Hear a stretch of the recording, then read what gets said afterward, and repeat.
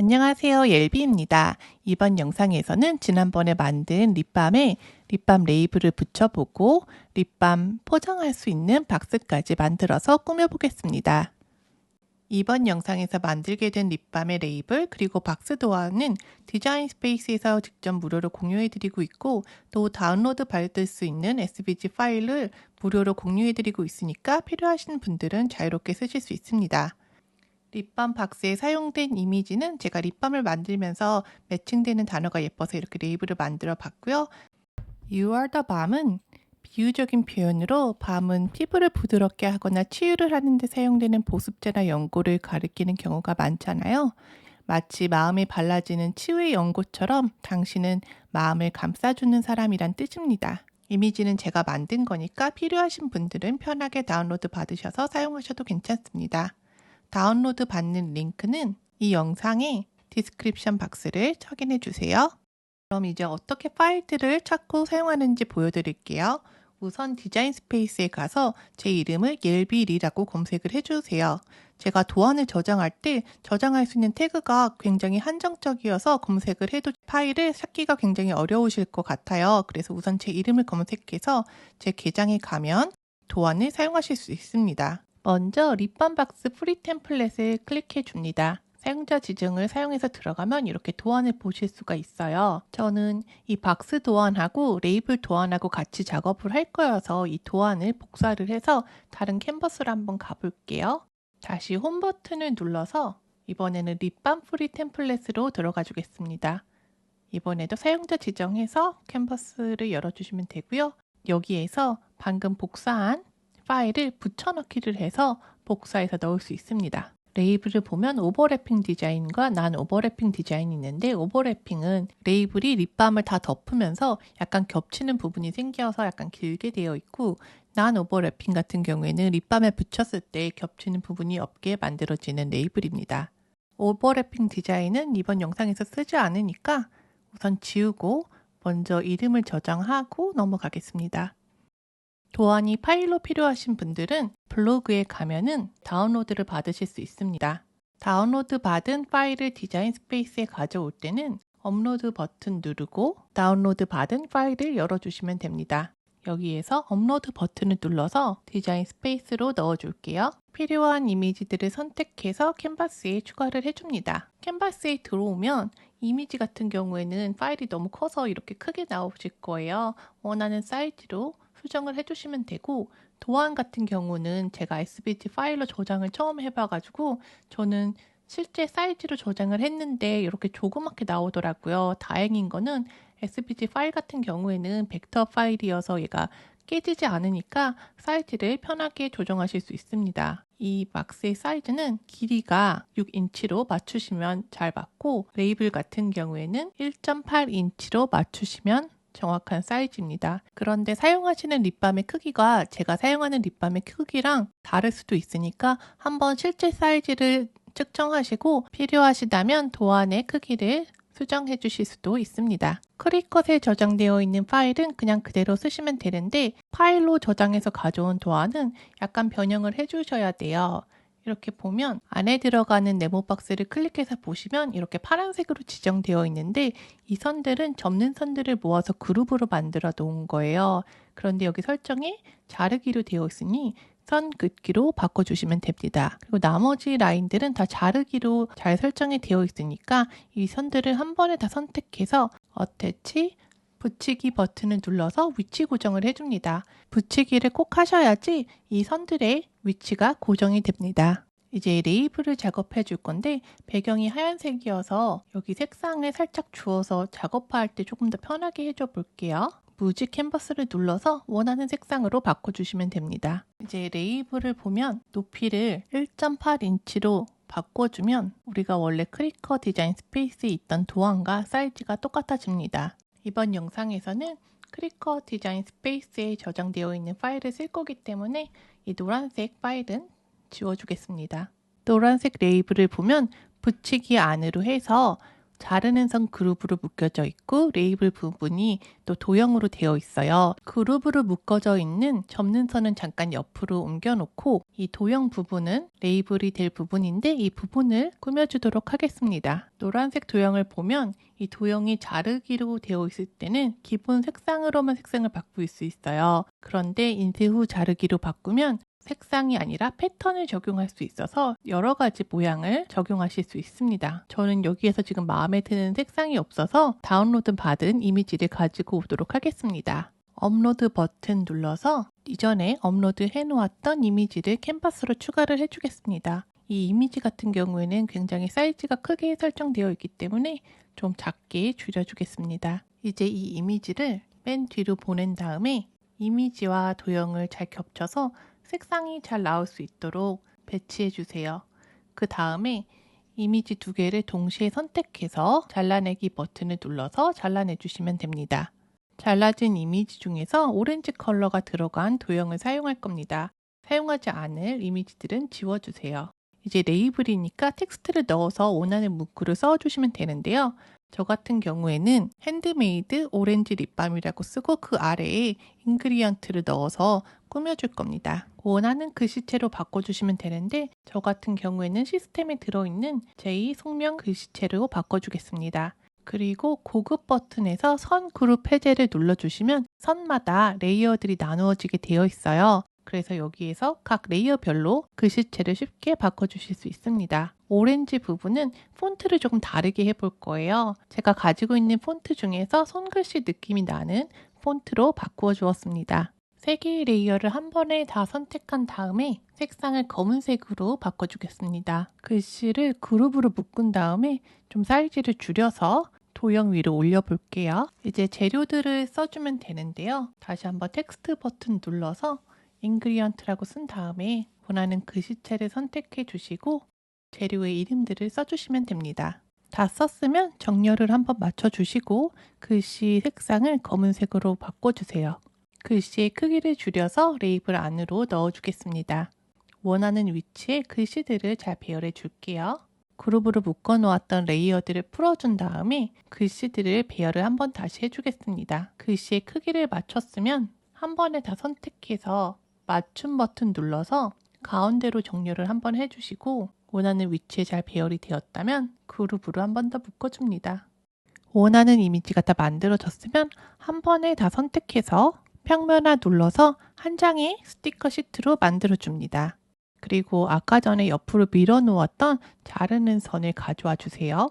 이 선을 배치 버튼 눌러서 레이어 맨 앞으로 오게 옮겨줍니다. 이 잘리는 선의 위치를 잡아주시고 원하는 위치에 잘 배열되었으면 다시 한번 2개의 레이어를 한 번에 선택한 다음에 붙이기 버튼을 눌러주세요. 레이블이 다 만들어졌으면 스티커를 프린트하기 전에 한 장에 최대한 많이 넣을 수 있도록 배열을 해보겠습니다.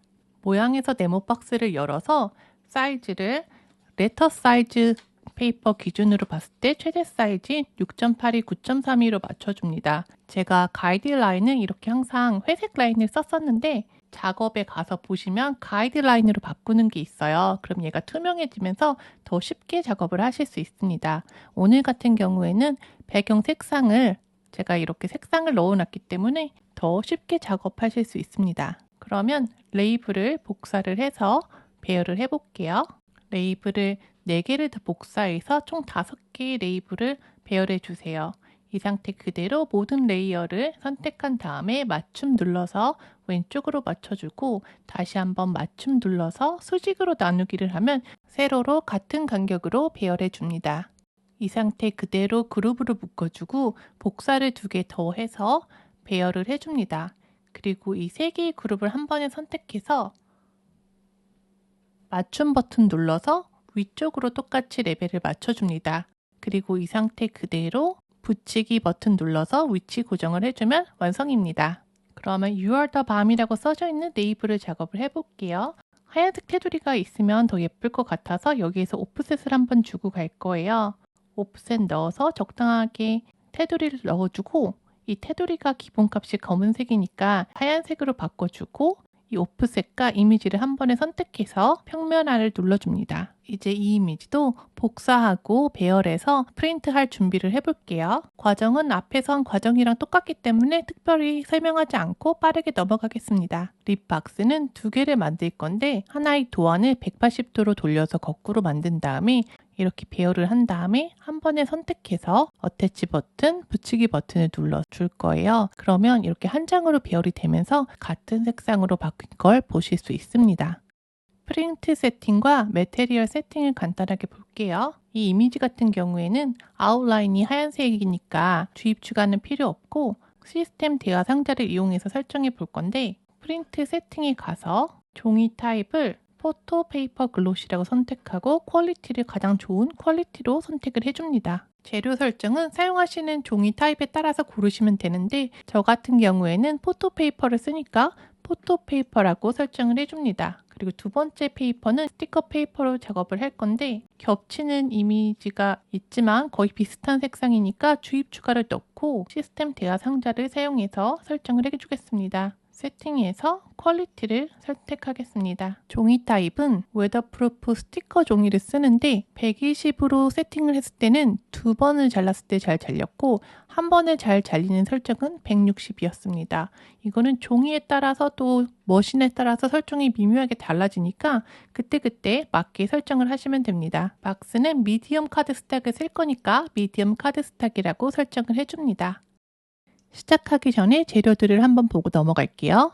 사용하고 있는 스티커 페이퍼는 온라인 레이블에서 나온 웨더프루프 잉크젯이고요. 재질이 굉장히 부드러운데 매트한 재질입니다. 제가 이 종이를 좋아하는 이유는 제가 써본 스티커 중에서 가장 접착력도 좋고 오래 지속되기 때문입니다. 이거는 제가 웨더프루프 스티커에 라미네이트 시트를 붙여서 제 아이패드에 붙인 건데 붙인 지 한 1년 반 정도가 넘었어요. 그런데 아직까지 떨어진 부분이 없습니다. 제가 알코올 패드로 매일 닦는 걸 생각하면 지속력이 엄청 좋은 것 같습니다. 아이의 아이패드에 붙인 스티커도 웨더프루프인데 이건 코팅을 안 한 상태예요.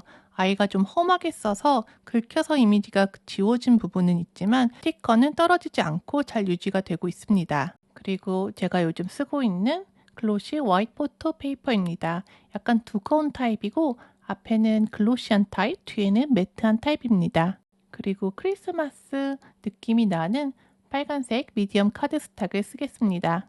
이 제품은 크리컷 제품입니다. 그리고 마지막으로 지난번에 제가 미리 만들어 놓았던 립밤 50개가 있습니다. 이미지들을 프린트 해줍니다.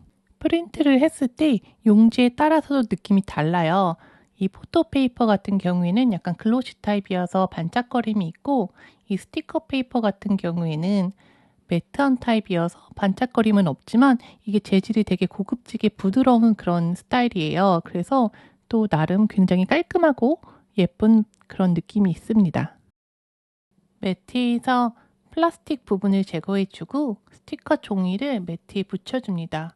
이렇게 스티커 자르기 할 때는 코너 왼쪽 위에 탑 부분을 딱 맞춰서 붙이는 게 커팅을 했을 때 정확도가 훨씬 높게 나옵니다. 매트를 머신에 넣고 종이를 잘라줍니다. 지금 이 웨더프루프 종이를 120에 놓고 한번 자른 상태인데 이렇게 끝에 들어서 보니까 커팅이 제대로 되지 않았어요.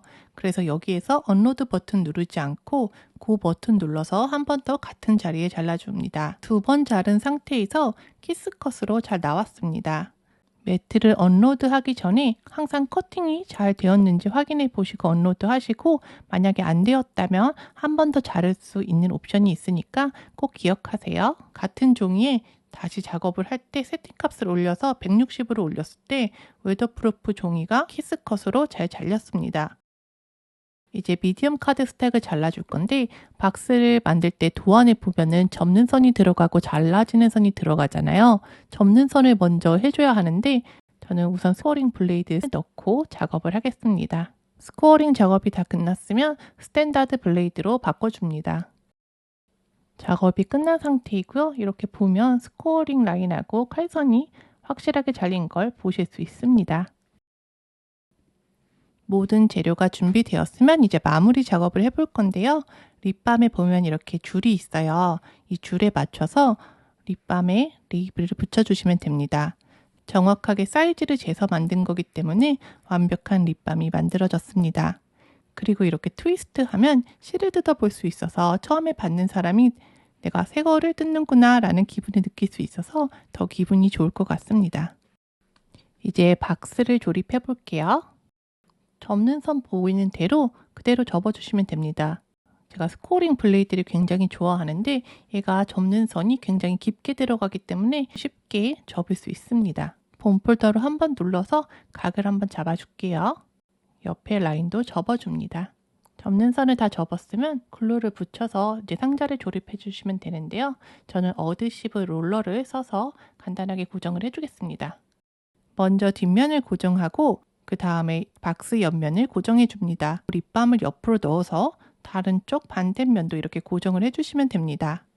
그리고 정말 마지막으로 레이블을 위에 붙여서 장식해 주면 완성입니다. 이렇게 해서 립밤 만들기와 포장까지 해봤습니다. 12월에는 선물할 일들이 많아서 여러 가지 선물 아이템들을 만들고 있는데 다음 영상에서는 간단하게 만들 수 있는 소품들과 포장 박스를 만들어 보겠습니다. 이번 영상은 여기까지이고요. 영상을 시청해 주셔서 감사합니다.